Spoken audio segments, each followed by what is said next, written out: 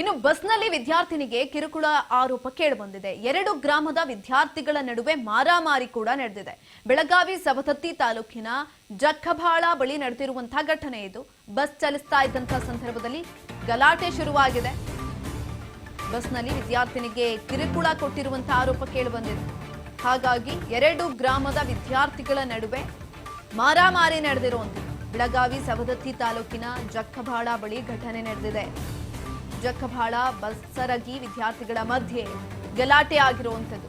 ಬಸ್ನಲ್ಲಿ ಕಿರುಕುಳಕ್ಕೆ ಕಡಿವಾಣ ಹಾಕಬೇಕು ಅಂತ ಒತ್ತಾಯವನ್ನು ಕೂಡ ಮಾಡಿದ್ದಾರೆ.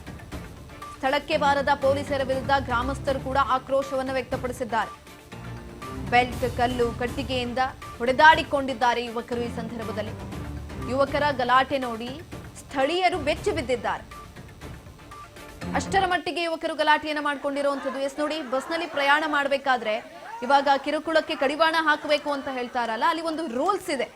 ಆ ರೂಲ್ಸ್ ಅನ್ನ ಫಾಲೋ ಮಾಡಿದ್ರೆ ಮುಗೀತು. ಗಂಡು ಮಕ್ಕಳಿಗೆ ಇಂತಿಷ್ಟು ಜಾಗವನ್ನ, ಸೀಟ್ಗಳನ್ನ ಮೀಸಲಿಟ್ಟಿದ್ದಾರೆ, ಹೆಣ್ಮಕ್ಳಿಗೆ ಅಂತ ಇಂತಿಷ್ಟು ಜಾಗಗಳನ್ನ, ಸೀಟ್ಗಳನ್ನ ಮೀಸಲಿಟ್ಟಿದ್ದಾರೆ. ಅಲ್ಲಿದ್ರೆ ಈ ಕಿರುಕುಳಗಳು ಆಗೋದಿಲ್ಲ. ಗಲಾಟೆ ಮಾಡ್ಕೊಂಡಿದ್ದಾರೆ ಇದೀಗ ಯುವಕರು.